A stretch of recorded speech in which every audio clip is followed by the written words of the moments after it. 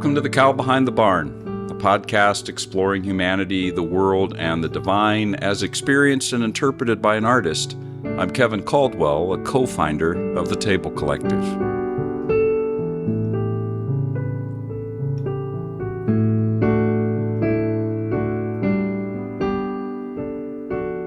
Well, I'm back to rocks again. I'm continuing the exploration of whether non-human things, such as animals, plants, and rocks, might be conscious in some way. And now, after several episodes drawing from major religious sources and quantum physics, I am turning to philosophy.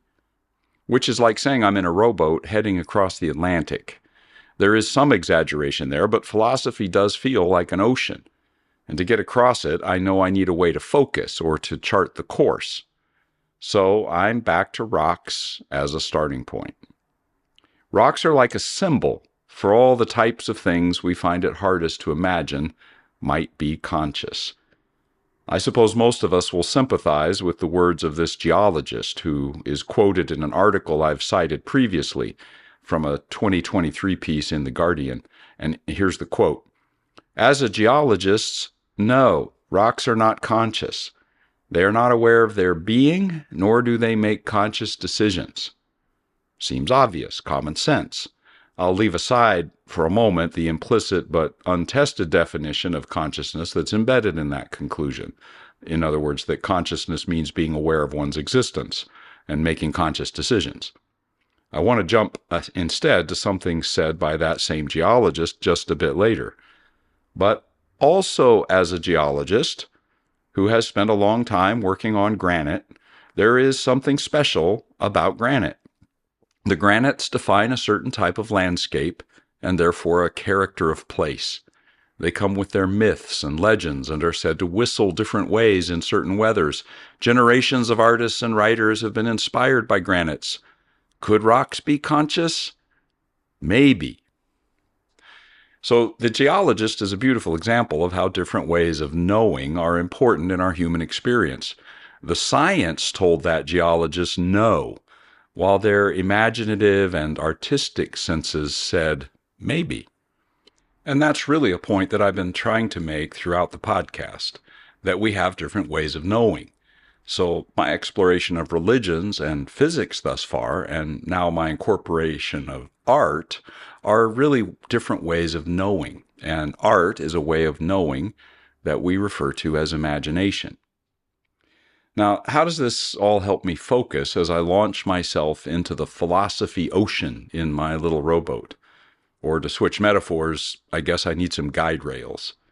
My first guide rail is to focus, for now at least, on things that are generally considered to lack consciousness, and that's why I keep coming back to rocks. Later, I'll come back to see how what I discover may have implications for how I understand consciousness relative to more complex things and beings like human beings. Second, I'm focusing my attention on what philosophy might say about the ways that I've described different dimensions of consciousness. In the course of the last episodes, I've considered a number of different definitions of consciousness, ranging from it's just an illusion, a meaningless function of matter, to it's everything we experience physically, emotionally, mentally. And in between those extremes are the definitions I've noted above related to decision-making and problem-solving and self-awareness, etc. in prior episodes. But I did not adopt any of those definitions, and I didn't try to make my own definition. I've taken a descriptive approach in which I include two rather general elements of consciousness, experience and awareness. I see those potentially exhibited in different ways, and so as a result, I developed a multi-dimensional approach, which you're aware of if you've listened to prior episodes. It specifically has 4 dimensions. One-dimensional consciousness, in which a subject, quote-unquote, in this case, a thing like a rock, experiences what happens in some way, but is not aware of experiencing it. And so as I put it in a prior episode, whether the rock feels anything or not, when being crushed, it does experience it. The crushing happens. The rock is crushed. That's an experience. Two-dimensional is the situation in which a subject experiences what happens to it and is aware of experiencing it. Are rocks aware? Three-dimensional, a subject experiences what happens, is aware of experiencing that, and is aware of being aware. And then the multidimensional, which is my fourth dimension, a subject experiences all of the above themselves, first person, but also in the first person, we might say, they experience all of that as do other subjects. In other words, as if they are first person, they are experiencing what all the other subjects are also experiencing and being aware of and being aware of being aware. Now, that's beyond the level of things or even humans, I presume. So my third guardrail or guide rail is really a point of comparison that I'm going to employ. I want to see what philosophers might say about a tentative conclusion that I came to after exploring the ways that religious heritages and quantum physics inform the conversation about consciousness. And here's my most concise version of that conclusion. If consciousness and reality are entangled, then it follows, for me at least, that everything in the cosmos might be conscious, or that at the very least, if the things in the universe are not conscious themselves, they are at least deeply connected with consciousness in ways that affect how they behave at the level of their subatomic particles, among other things. So, three guide rails. Focus on the things we probably assume are least likely to be conscious. Use my descriptive approach, employing the concepts of experience and awareness, and test my working conclusion about the cosmos and consciousness. So, rocks. Do they experience anything? Are they aware of that? Are they connected in any way to consciousness? Now, of course, not all philosophers are interested in what rocks have to say about this or what rocks might think about it all, but I am. So I begin to row my boat into the ocean and start with the field within philosophy, generally referred to as the philosophy of mind. The philosophy of mind covers all sorts of philosophical topics pertaining to the mind and mental states. Its subtopics are all little oceans of their own. Rationality, mental states, emotions, logic, and more all fall under this umbrella. Consciousness is just one of those subtopics. Where does consciousness come from? What is it? What things possess it are all related topics in philosophical reflection on consciousness. It's no surprise that the number of theories put forward to explain consciousness are actually difficult to keep track of. There's so many of them, and they subdivide and they gather complexity as they develop. Just to name a few of the larger tribes within the philosophy of mind, nation, if you will. So philosophy of mind as a nation, and then in there's tribes. Dualism, eliminativism, illusionism, idealism, phenomenalism, monism, and the list goes on. Instead of looking at each one of those theories separately, which would be an all-encompassing task for multitudes of episodes, I'm going to try to boil things down to what I would call approaches, starting points that really kind of might apply in any of those tribes, so to speak. They're sort of like working hypotheses or ways of seeing. Given the way that philosophical reflection works, both with individual philosophers and within the philosophical tribes themselves, there's a circular nature to the relationship between hypotheses and conclusions, ways of seeing, and then coming back to determine how those things end up. A starting point might initiate a journey that gets shaped by questions and challenges to those questions, and then new insights, and then a return to the starting point. And the return is always accompanied by a fresh set of insights and modifications, and so new questions, which become, in fact, a new starting point, and so on. So, be that as it may, here's three major starting points, three ways of seeing, which I see in the philosophical world, three sorts of sets of assumptions about consciousness. The first of those is functionalism. Functionalism approaches the question of consciousness with the assumption that the important thing is not what it is. We might not even be able to know what consciousness is. nor where it is. In other words, what has it. What's important with consciousness is to understand how it works, to just describe that, what it does, how it functions, in other words, hence functionalism. So mental states are not to be explained by their intrinsic makeup or what they are, but by their relationships with what we might call inputs and outputs, where inputs might be sensory stimuli, for example, or, to use my terminology, experiences. And outputs might be the subsequent behaviors we engage in or things engage in, or changes, perhaps to other mental states. What matters again is not why or from where or even what consciousness consists of, but what matters is what it does. What does that thing we call consciousness do? So again, its function and hence functionalism. Then there's what I would call reductionism, and I'll slash materialism onto this. And first, just to be clear, that word materialism isn't about consumerism or being materialistic. In this case, materialism is used in the sense that matter is all that there is. The material of the world, in other words, is all that there is. And this is the position relative to consciousness, which equates all mental activity with brain activity, meaning anything we might associate with consciousness is just equivalent to and identical with brain states or events or processes. To put it another way, we can boil every thought process, every emotion, all awareness of things and of self down into the mechanical parts, so to speak, of the electrochemical processes of the physical brain. That's all they are.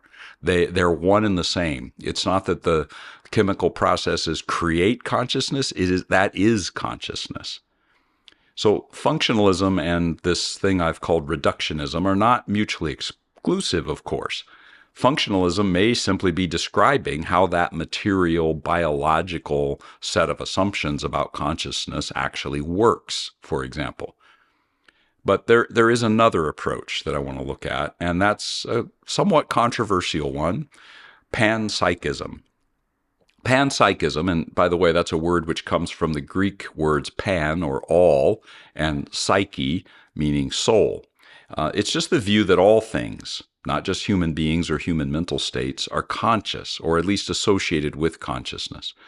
A revised version of the theory, pan-proto-psychism, suggests that everything is at least proto-conscious, or pre-conscious, if you will, potentially conscious, maybe, not currently exhibiting consciousness, perhaps, in any form that we might understand it.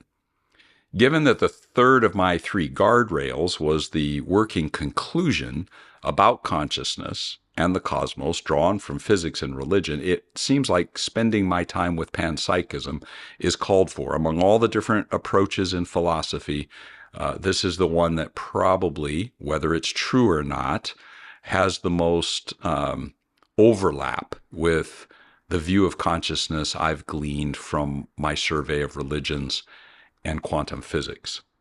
So I'm going to talk about rocks and panpsychism, I guess. Now, panpsychism very consciously developed in conversation with quantum science. That's another reason that I want to converse with it here, which, as we've seen, describes the subatomic particle layer of reality as behaving as if it were conscious. Functionalists would feel at home here.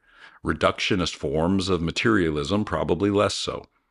In dialogue with quantum physics, panpsychism proposes that all things have mind-like qualities. Beyond the brief definition above, what else can we say? It's important to note that there are a variety of forms of this theory of panpsychism. So we're not talking about one monolithic set of concepts. However, we can summarize some of the more important ideas in the theory of panpsychism, and I'm going to name three. Namely, that consciousness is, one, universal, meaning that everything, every aspect of the cosmos exhibits something like sentience, what we might call mind-like symptoms, subjective experience of some sort, and thus consciousness. Consciousness is, two, ontological, and this is something that functionalism and materialism or reductionism both would reject. The ontological nature of consciousness is that it that it is. That's what ontology talks about. It's a study of the things that are. It's a fundamental reality in its own right, consciousness is, not explicable by being dependent upon something else to exist, like a warm brain that has electrochemical functions. Now, the relationship between consciousness and a warm brain or some other mechanism by which consciousness happens is complicated. But panpsychism would suggest that consciousness has its own existence. And third, consciousness is varied. There are levels or degrees of consciousness, levels of complexity, different types of sentience or mentality, mind examples, mind exhibits, you might say. Thus, while human and animal consciousness, for example, might be more complex or higher than that of plants and rocks, those higher, more complex examples are grounded in more fundamental kinds of consciousness that might also be found in plants and rocks. Put another way, the type of mentality we know through our own experience is present in some form in a wide range of natural bodies or things. So as a result, panpsychism posits that there is more consciousness in the universe than might be commonly thought. Including rocks? It's been convenient for me to use rocks as an example. We all know what a rock is. That's one reason it's convenient. Most of us would not associate rocks with consciousness. Not automatically, not without a lot of the kind of thinking we've been doing in this series. But at this point, I want to get a little bit more precise than I have so far about rocks. And panpsychism helps me to do that. Panpsychism makes the case that sentience, or subjective experience, is universal at least at a primitive, basic, fundamental level, including subatomic particles. However, it does not necessarily ascribe consciousness to all aggregate things. That is, it doesn't ascribe consciousness necessarily to all the things that those particles combine to make. So, for example, rocks. Making the distinction between the possible consciousness of rocks as an aggregate versus that of the particles that combine to make the rock is one level of precision that's important to note. Another level of precision, panpsychism suggests, is in making a distinction between pan-experientialism and pan-cognitivism. Put in a simplistic way, it's the difference between everything experiences something in some way and everything thinks or is aware. Hence, my categories of experience and awareness come into play here.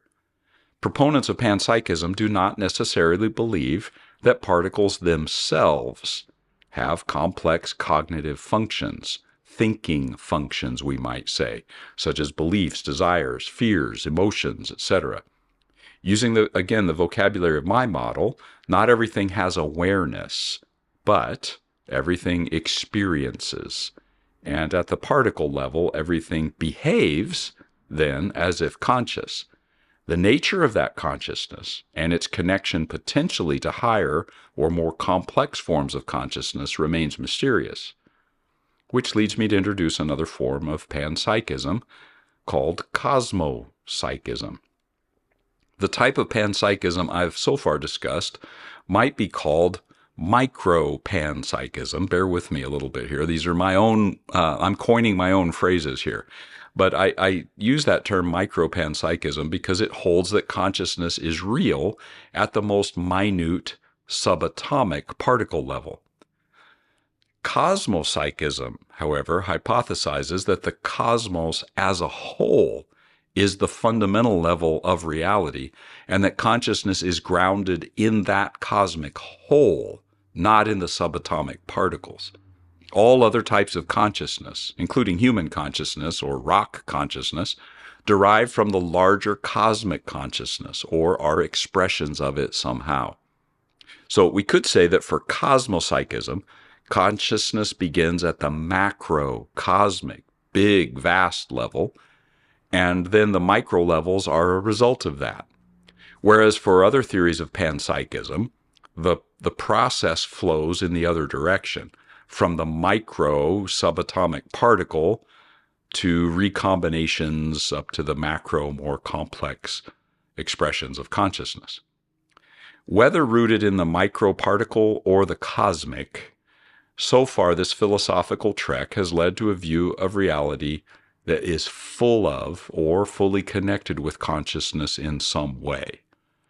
And rather than leaving this as a conceptual framework, I want to receive it for now as an invitation at this point, an invitation to step in and experience the interconnected, entangled reality that I share with all things. To respond to that invitation, I'm going to pause here and present a song that I've shared before.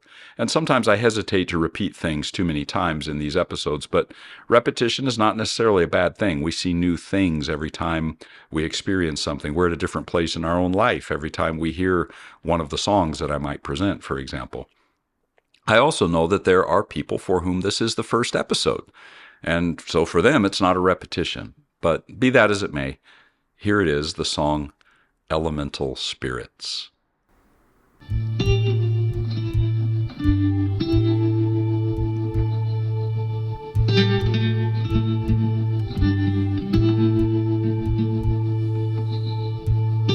I'm gonna step onto the earth,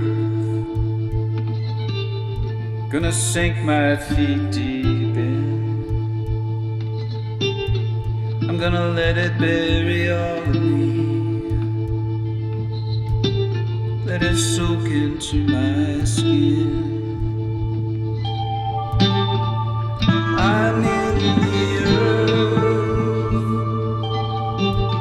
and the earth is in me. Elemental spirits, elemental spirits. I'm gonna step into the wind, open wide and breathe it in. I'm gonna feel it wrap around me, let it soak into my skin. I'm in the wind,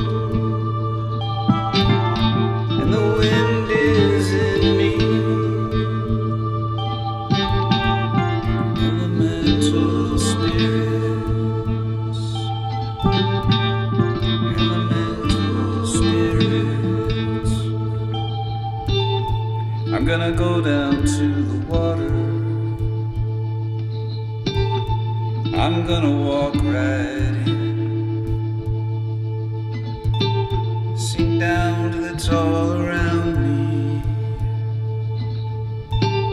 let it soak into my skin. I'm in the water is in me. Elemental spirits, elemental spirits. I'm gonna reach out for the fire, I'm gonna stick my hands right in, let the heat and burn surround me, let it soak into my skin. I'm in the fire, and the fire is in me. Elemental spirits, elemental spirits, elemental spirits, elemental spirits.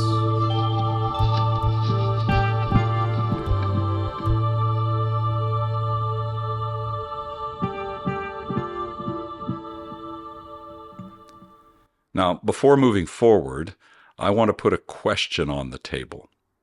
Okay, we've been talking about panpsychism as a theory, but is it true?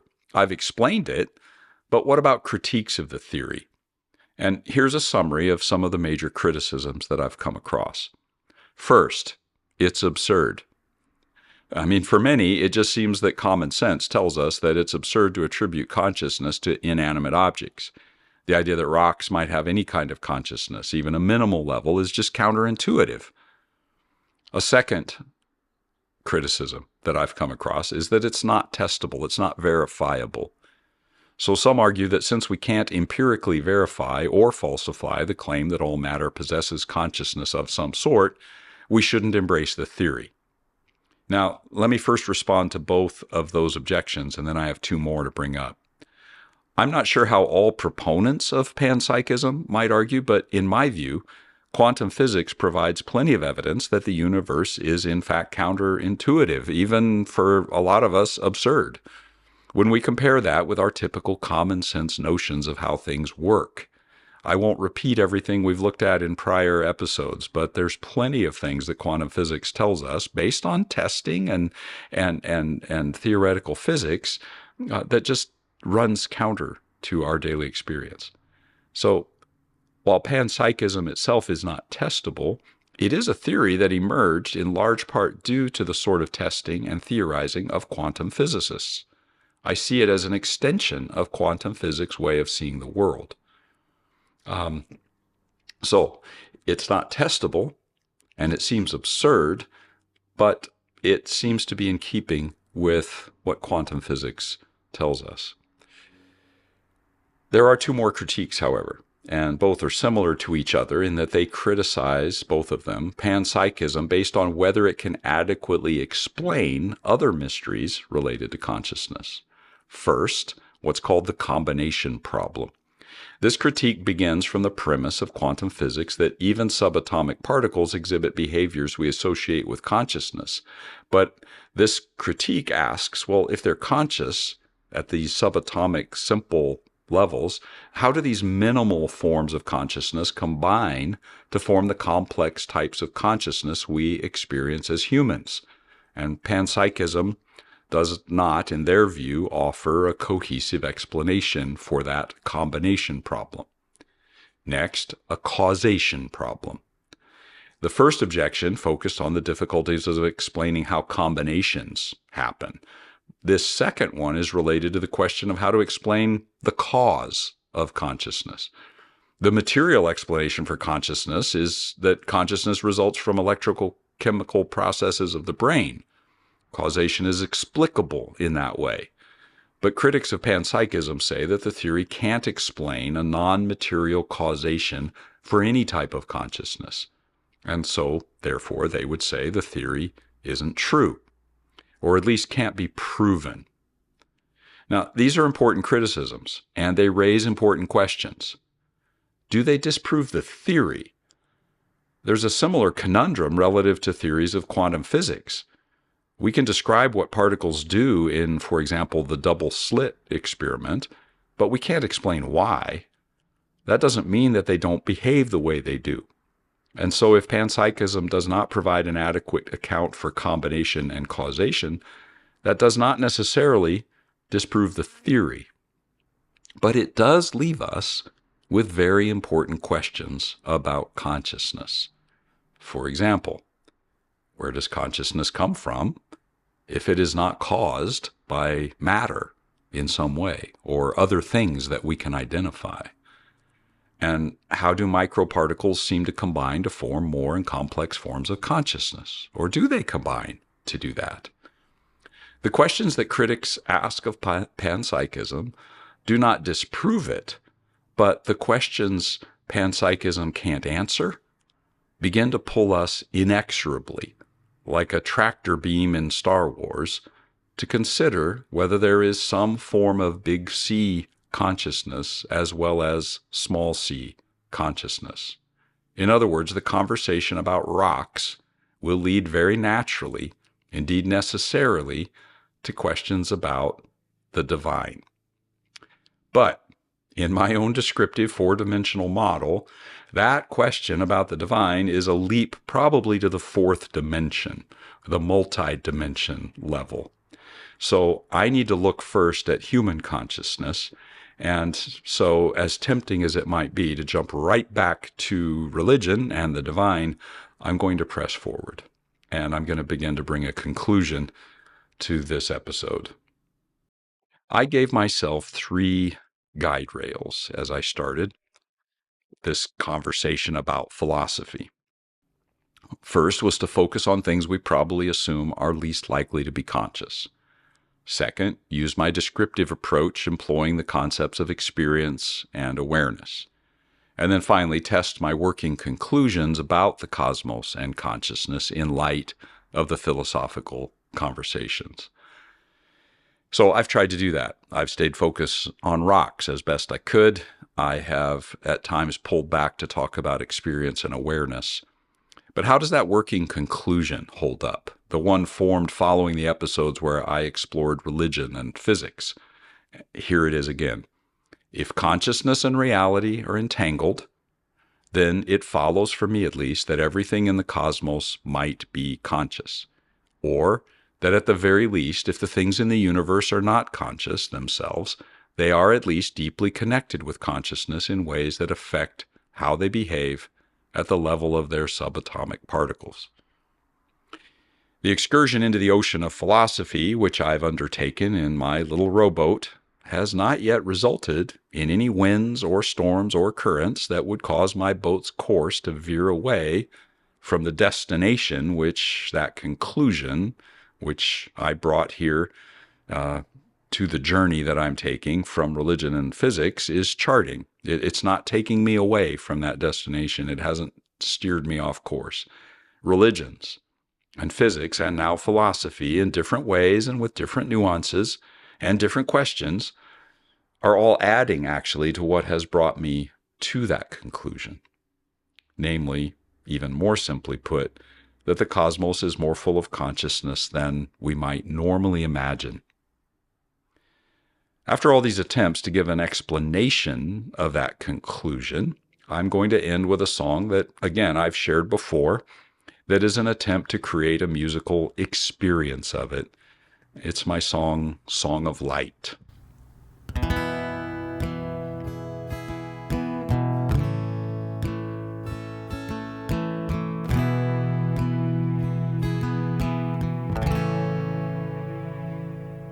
Light is falling into my window as light is feather in my hands.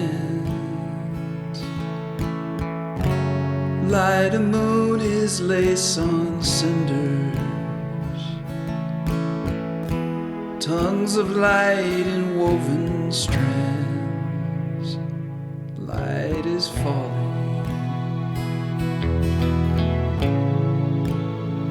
Light is falling.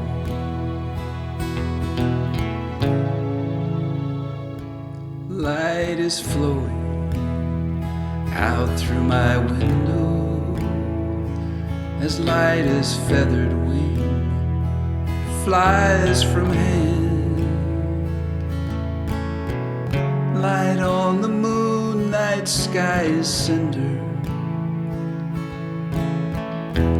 Light from tongues like flowing strands. Light is flowing.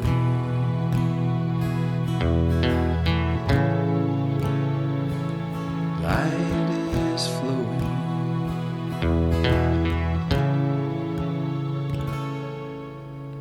Light is glowing. Light is my window. Light is feathered nesting in my hand. Light is moon and night and cinder. Light is words on tongues, glowing strands. Light is glowing.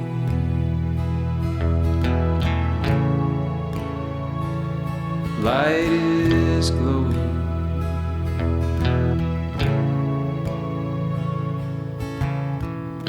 Night is falling into my window, as light as feather in my hands. Light of moon is lace on cinders. Tongues of light fall in woven strands. Light is flowing out through my window, as light as feathered wing flies from hand. Light on the moon, night sky is cinder. Light from tongues like flowing strands. Light is glowing, light is my window. Light is feathered bird nesting in my hand. Light is moon and night and cinder. Light is words on tongues, glowing strands.